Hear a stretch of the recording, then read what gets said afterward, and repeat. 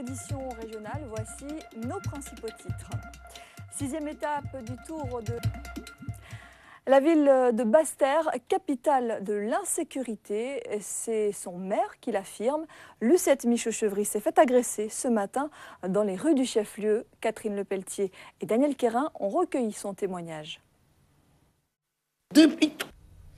Tout autre chose à présent, un Guadeloupéen s'est emparé du maillot jaune dans le Tour cycliste de Guyane. Martial Gène est le nouveau leader. S'agissant de l'étape du jour, c'est une deuxième victoire pour l'équipe de Pontivy. Steven Levessier l'a emporté ce midi à Regina en battant au sprint ses deux compagnons d'échappée. Le résumé signé Claude Innocent, Claude Gianni et Martial Grit de Télé Guyane. Elle est revenue sans médaille, mais pour beaucoup c'est une championne. Johanna Danois est arrivée cet après-midi en Guadeloupe. L'athlète a été l'une des rares Françaises à faire parler d'elle lors des championnats du monde qui se sont déroulés à Berlin. Elle avait réussi à se hisser en demi-finale du 200 mètres. Emmanuel Gombeau et Olivier Duflot l'ont rencontrée à sa descente d'avion, visiblement satisfaite.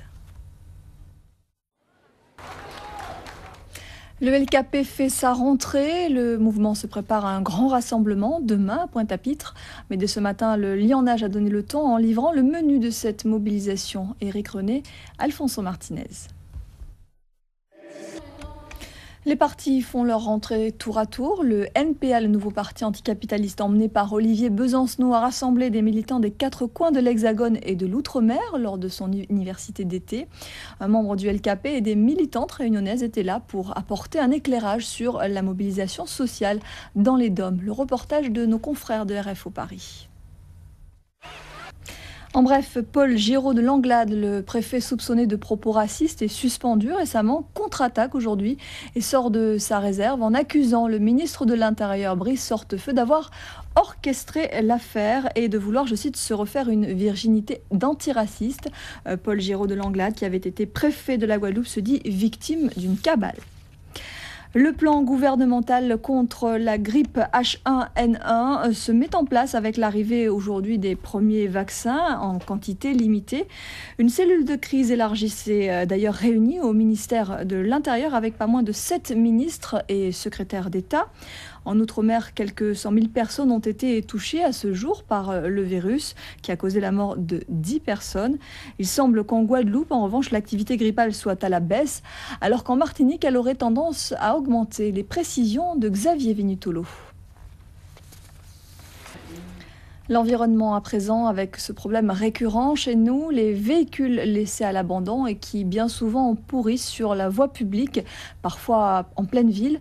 Alors quelle est la procédure pour enlever ces carcasses? Élément de réponse avec ce reportage de Catherine Lepelletier et de Daniel Quérin à Basse-Terre.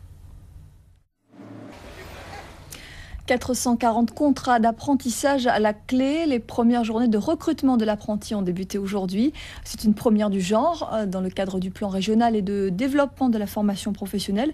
Plus de 400 jeunes âgés de 16 à 25 ans ont été présélectionnés par le rectorat et les acteurs de l'insertion pour passer des entretiens d'embauche. Objectif, faciliter les premiers contacts entre les jeunes et les entreprises. Sophie Vingada-Salon s'est rendue au Moule où se déroulait cette première journée. Reportage.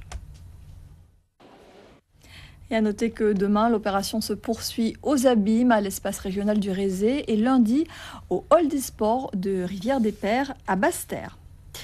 Les vacances s'achèvent et c'est une nouvelle rentrée qui s'annonce la semaine prochaine.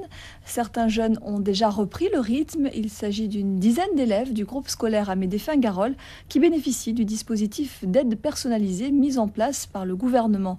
Inscrits à la rentrée en classe de CM2, ces enfants s'apprêtent à regagner les bancs de l'école en toute sérénité, comme l'ont constaté Cécile Loyal et Rémi de France.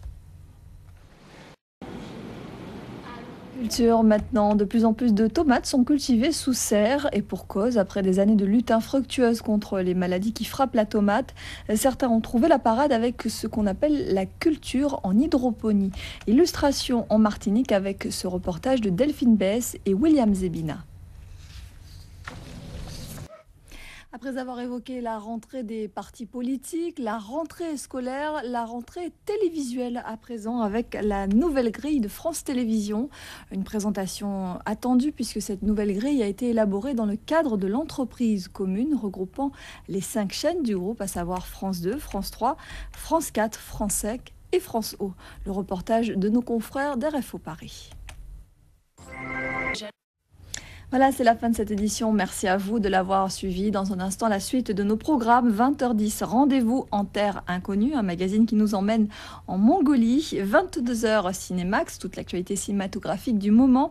Et puis à 22h10, un film français, Riviera, avec Vaina Giocante. Voilà, j'aurai le plaisir de vous retrouver demain dès 19h. Très belle soirée à tous sur Télé Guadeloupe.